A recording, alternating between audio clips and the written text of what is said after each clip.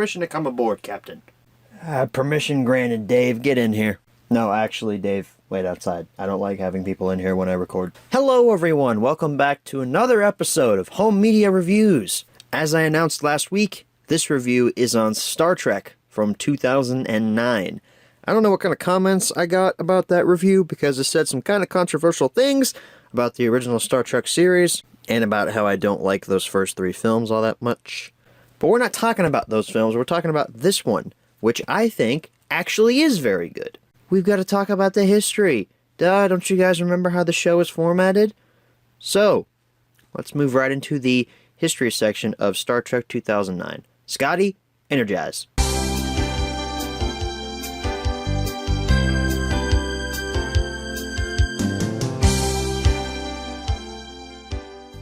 So Star Trek 2009, pretty self-explanatory, came out in May of 2009, May 8th, 2009.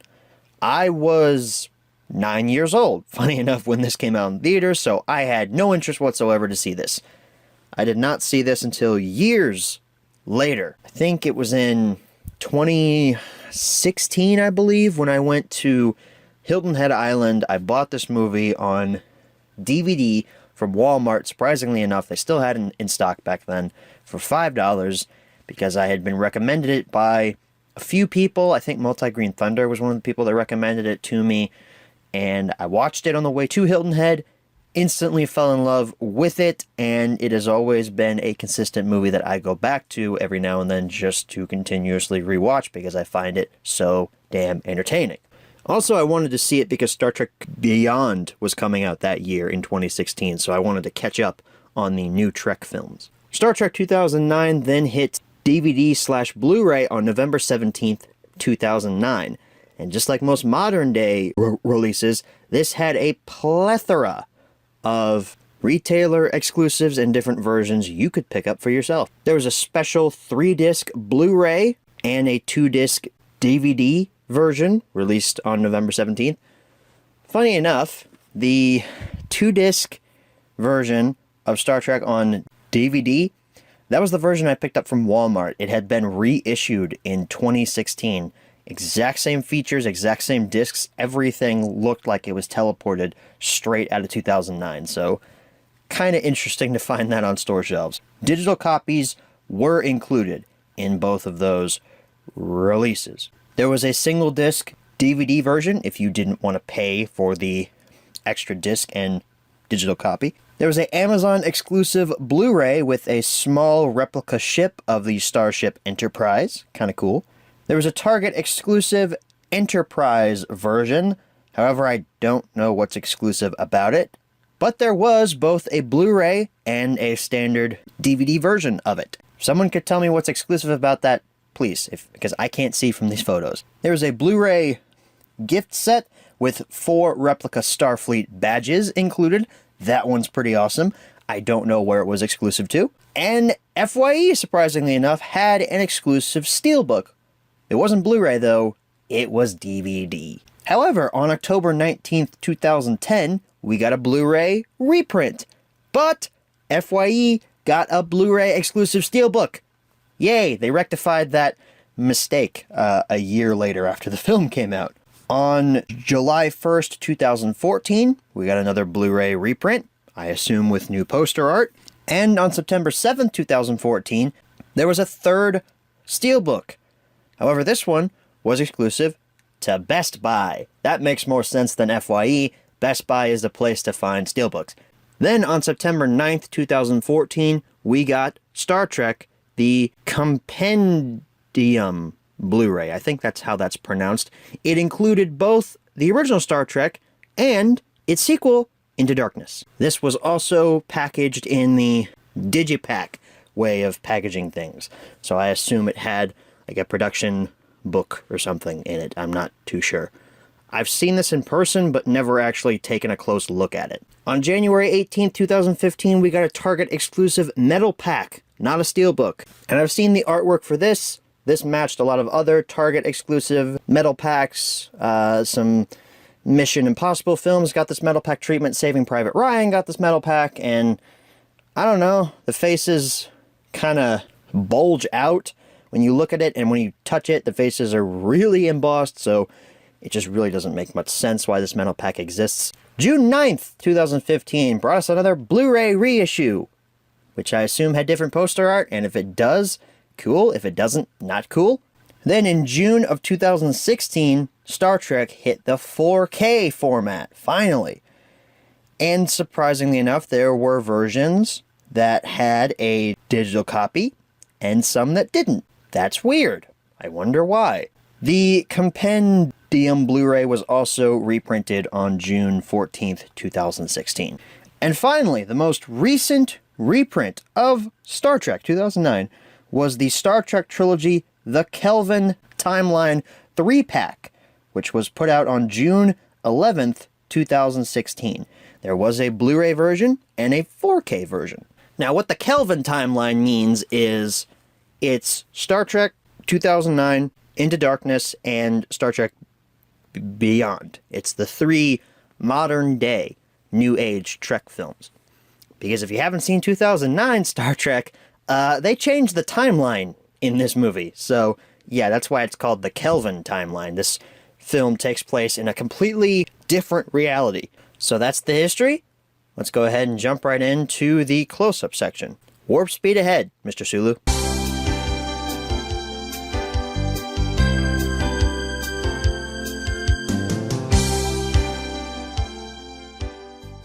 Okay, everybody, here's your close-up look at Star Trek 2009. We're starting off with the DVD release. This is how I first saw this film, which is not the way you want to experience this film. Here we go. Filmed by J.J. Abrams up there at the top. Star Trek covering up Captain Kirk, or Chris Pine there.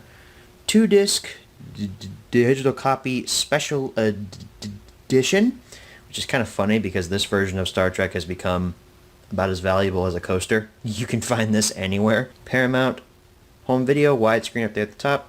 Star Trek 2-disc digital copy special version. Closed caption, product number, DVD video. The back features the same logo with Spock, as well as some copyright information there. Take off our slipcover. Now we get a full image of Kirk and a full image of Spock. And there's what it looks like on the spine. Open this up. There is your DVD. You got disc 1, feature film, special features. This little insert here we'll take a look at in a second. And disc 2 is special features and where you access your digital copy. Here's that insert I mentioned earlier. Star Trek. Inside talks about a video game that's available, as well as whatever this is. In the back talks about the instructions on how to transfer your digital copy from the disc. So you can't use this code on a place like Voodoo or anything because it is locked to the digital copy on this disc, and that service went out of commission years ago, so that digital copy was never redeemed because I bought this new from Walmart back in like 2016, I think. So that's your DVD version. But when that came out, there was, of course, a higher quality Blu-ray version. There it is. It's pretty much the exact same thing, except now you got Blu-ray on the top and a bar, and now it says 3-disc digital copy, special version. And on the side, of course, it says that as well. Wow. Didn't have to make a lot of changes to this. Back is also the same as the DVD. Also the same underneath with Kirk, Spock, 3-disc digital copy special version. Blu-ray, disc 1, feature film, special features. Disc 2 is just special features.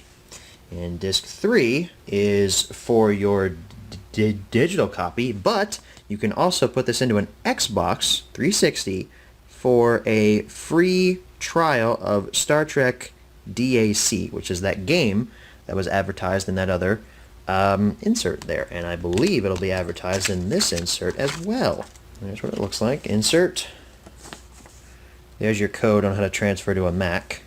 Yeah, Star Trek DAC. You can get it on Steam, PlayStation Network, Xbox 360, PlayStation Network. Why does it list PlayStation Network and Xbox Live as places you can get this at? Those are social media platforms. And then transfer to PC. Or no, that's a code for both Mac and PC. Those are just two separate instructions.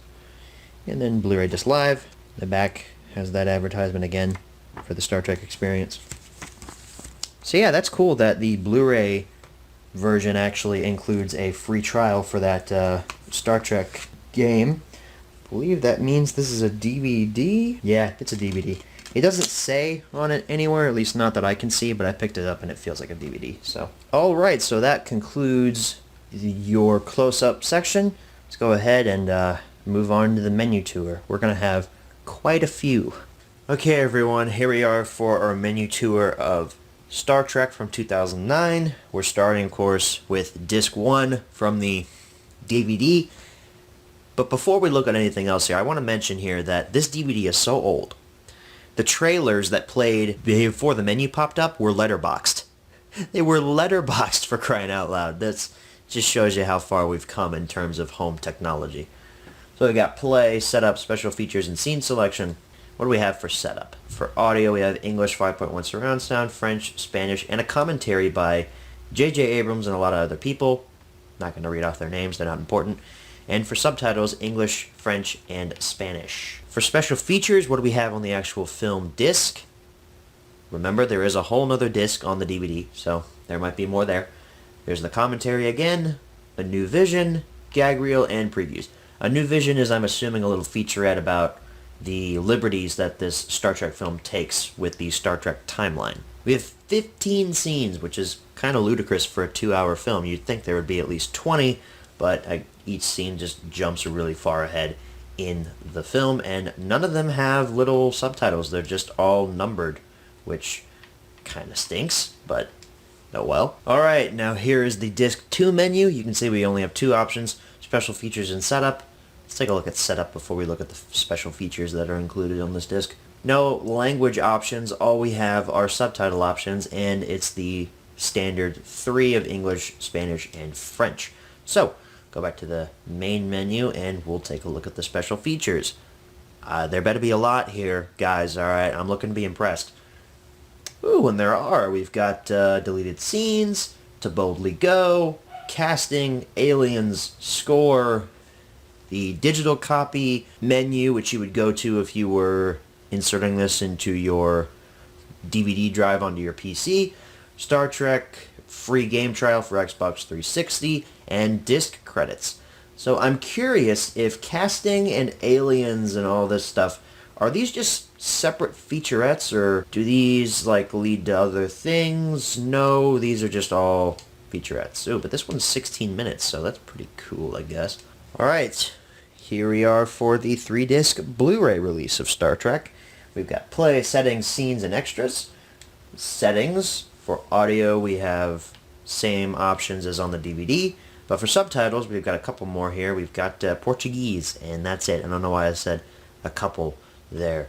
I don't know why there are two English options for subtitles. That's a little bit interesting. For scenes, same number of scenes as on the DVD, and they still don't have titles for them. They're still just numbered, which I guess is okay.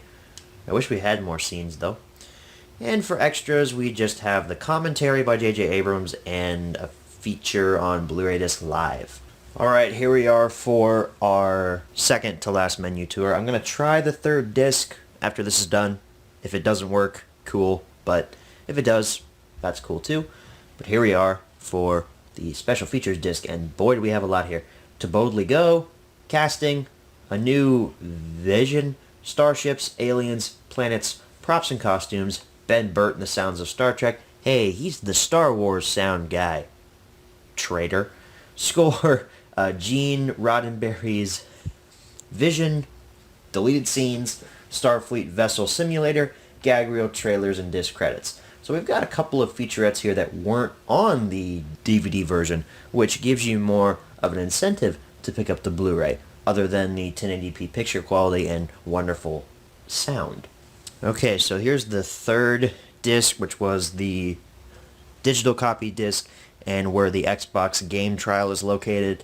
And, you know, it's saying here, to get your digital copy of the movie, please insert this disc into your computer's DVD-ROM drive or Blu-ray disc-ROM drive. So, something did pop up, but there's no functionality on this disc to be found on a regular Blu-ray or DVD player. You have to put this into a computer to access what's actually on the disc. But now let's go ahead and move on and answer the 5 main questions as always. Okay, so we're back from the close-up. Now it's time to answer the 5 main questions as always. Number 1, where can you pick this product up? You can surprisingly enough still find the Kelvin Timeline Trilogy 3-pack on Blu-ray at certain Walmarts. I've seen it in their big kiosk section that has a bunch of multi-packs on it. And shockingly enough, a little bit after Black Friday, my Best Buy had the 4K version of Star Trek out in their promo bins. Unfortunately, I didn't pick it up. I was trying to save some money at the time for an upcoming expense, so I didn't pick it up there. Number 2, is this product still being printed today? This is a tough one because I want to say yes because of the fact that the Kelvin Timeline is still on shelves, but I can't because it was June of 2019.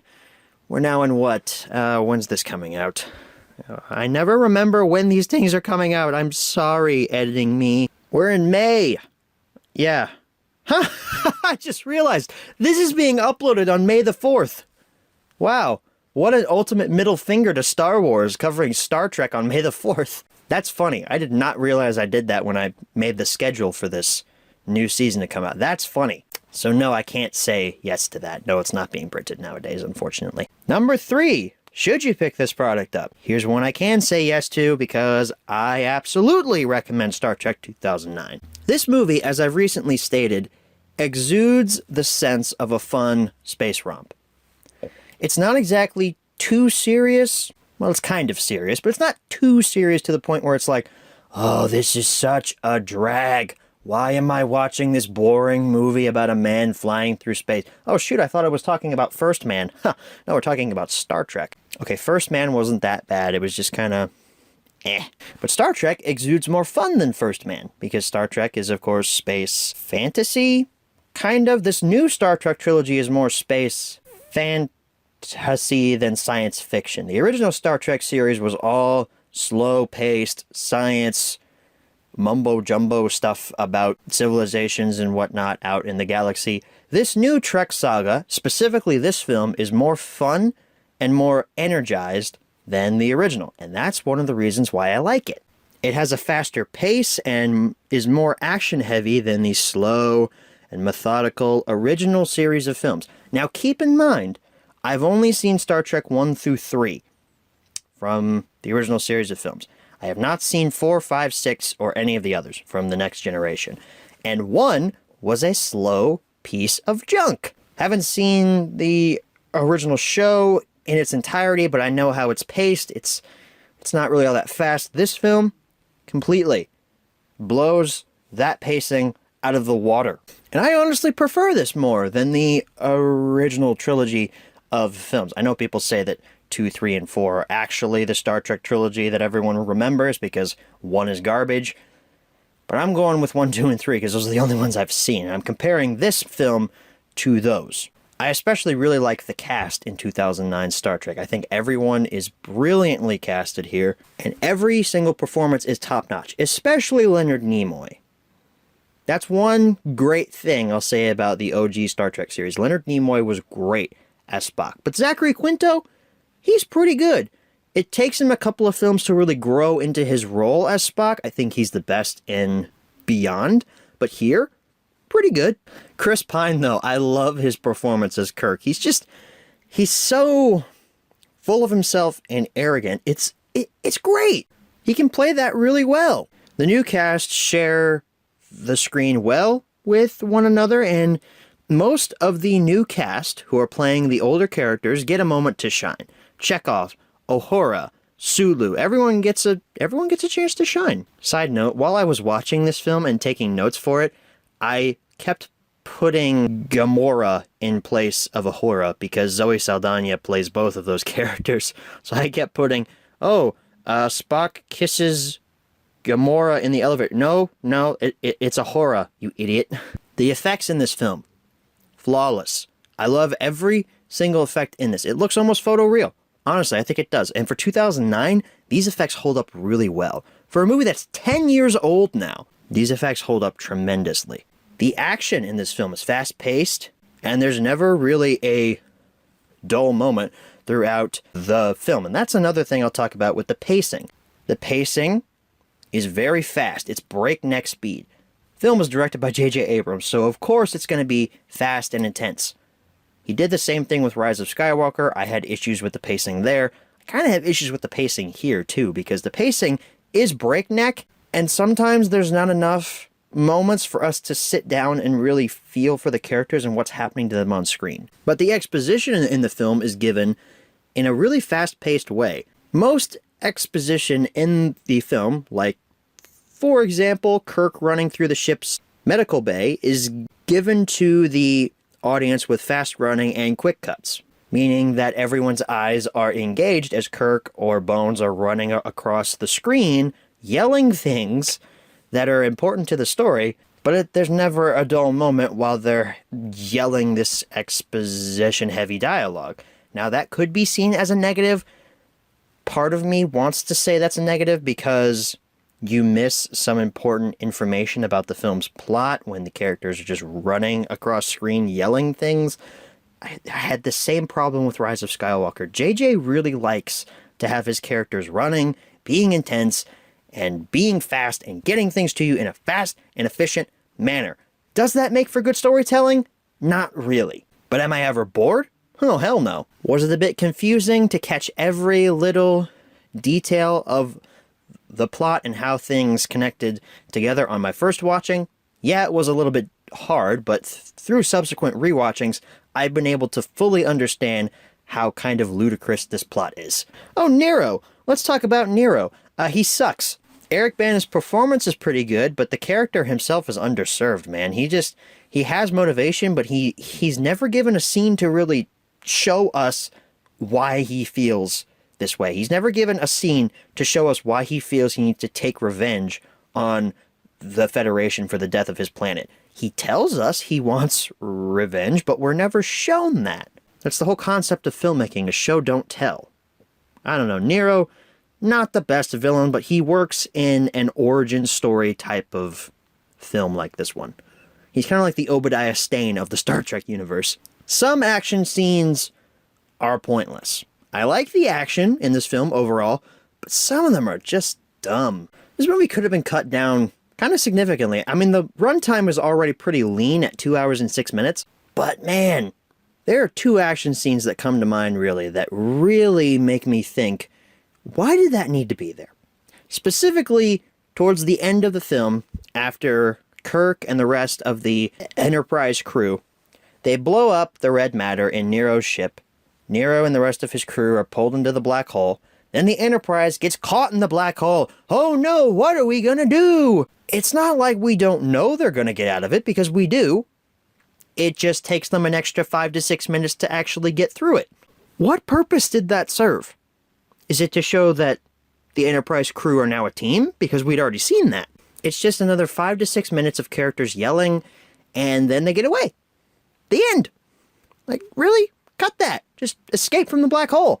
The other action scene that I always kind of groan at whenever I watch this film is when Kirk and Scotty are beamed back onto the ship after Kirk has been jettisoned onto a moon where old Spock is located, and he finds Scotty, and they're both beamed onto the ship, and Scotty, whoa, gets stuck in the water line? He's stuck in a water pipe, I know that. I don't know if it's the main water line, but it's another 5-minute action scene that Kirk has to rescue Scotty from the water line. What purpose does that serve?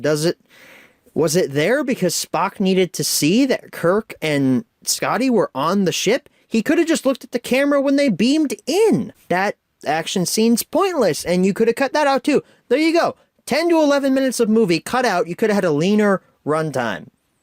Or maybe added in some more character moment scenes. JJ, Despite the issues I have with this film, pointless action scenes, the pacing is kind of yikes. It's kind of go, go, go, go, go, go, go. Never really lets up until the end credits. Star Trek 2009 is immensely entertaining to me. It introduced me to the Star Trek universe, and while I may like Star Wars more than this, I can appreciate 2009 for what it is. I think the reason I like it so much is because it's Star Wars, but in Star Trek outfits. It's really what I can say. Because of the faster pace and how the exposition is given to us. Even the space battles are more fast-paced than in the OG Star Trek series. And I know that's because modern technology, better effects and whatnot, but I still feel like if the OG Star Trek series was made today, it would still be slow and methodical and put me to sleep. So I'm sorry, old school Trek fans, if any of you are watching this. I like 2009 Star Trek a hell of a lot, and I do recommend that you see it. It's fun to non-Star Trek fans like myself. I wouldn't even call myself a Star Trek fan. I like the new series of films. The originals I'm not too fond of. This is my Star Trek. And that's okay. Everyone can like whatever they like. If you like the original Star Trek films, go ahead, love them. I'm not saying you're wrong for liking them. Don't tell me I'm wrong for liking this. Before we move on to number 4, I have to say, the Blu-ray picture quality on this, really good. I really love how this looks and the transfer that it got. I actually, a few days before this HMR is being recorded, I got in the Star Trek 4K Blu-ray from a website that a subscriber actually recommended that I check out, and I ordered it from the website just to see how fast it would ship and all that, and I got it. I haven't watched it yet, but I'm prepared for my mind to be blown, because if the 4K looks as good or better than the Blu-ray, I'm in for a treat. You'll see a supplemental on the 4K coming up here after the season finale of Season 2 of the show. Number 4, where should you pick this product up? If you find it at Walmart in that 3-pack, you get it there. Pretty cheap there, actually. It's just, it's a gamble whether or not Walmart has it, because Walmart sucks with physical media nowadays. I don't know what happened to them. It just kind of went downhill after 2017. Wait a minute. Walmart went downhill with physical media in 2017. President Trump was inaugurated in 2017. It's all Donald Trump's fault! And number 5, what price should you pay? Well, for the DVD, those things are more common than coasters. I mean, you heard my story earlier. Walmart had the 2-disc DVD version in stock in 2016. $5. Not worth anything over that. Same for the 3-disc Blu-ray, actually. That thing's pretty common, too. They reprinted that, or reissued that, or had a lot of stock laying around, or they must have produced a lot of stock of that, because they had a ton of those back in like 2015, 2016. You can still find those on secondhand sites. So for the 3-disc Blu-ray, I don't know, 5 to 10 for that? I can't remember what I paid for mine. I bought it off a guy on eBay. I think I only paid like $6 or $7 for it, so that wasn't a bad price. It's pretty hefty too, especially I'm holding it right now, and the 3 discs really make it feel substantial, like it's a special Blu-ray release because there's 3 discs. For the 4K, it's not too common anymore because it's been a while since it's been reissued. It came out in 2016 and hasn't been really on store shelves since 2018 from what I can remember. So I'd say about 20 for that actually would be kind of worth it. I think I got mine for 15 from the website I bought it from. So Kelvin Timeline though, you get 3 films, especially if you find it on 4K, you get 3 films on 2 formats. Kelvin Timeline, I'd say go upwards of 30 for that if you really want all 3 films. And that goes for both the 4K and the regular Blu-ray. So that, my friends, is my review for Star Trek 2009. If a lot of hardcore Trekkers out there see this review, it's going to piss them off because I said good things about Star Trek 2009 and how JJ completely destroyed the Star Trek timeline with this film and created his own universe. I like that. I like that the planet Vulcan was actually blown up in this film. It gives Spock a reason to feel things. And it was new, you know? A lot of people have issues with this because it completely erases their childhood. And you know what? I understand that. I do. But because I didn't grow up with Star Trek, and because I didn't really care about it until I saw the movie, I really like the movie. I can relate to you Trekkers out there. I'm watching Thomas and friends slowly die a painful death every day when I see Mattel put out tweets about how, oh, we're not going to air Thomas in the US anymore, and no more DVD releases in the US, no more specials or anything like that. I'm watching that franchise just die slowly. Mattel, just cancel it, please. So Trekkers, I sympathize with you watching something from your childhood just slowly be destroyed. So we went from X-Men Days of Future Past, a comic book film, to a science fiction film, Star Trek 2009. Let's jump genres again next week, shall we? let's jump to, I don't know, a biblical epic? Yeah, this one's kind of random. Next week we're covering Exodus, Gods and Kings, the forgotten epic from 2014. Not a lot of people talk about this one anymore, and it pains me because it's actually really good. I'll see you guys next week for that. Thank you all so much for watching, and as always, good night, everybody.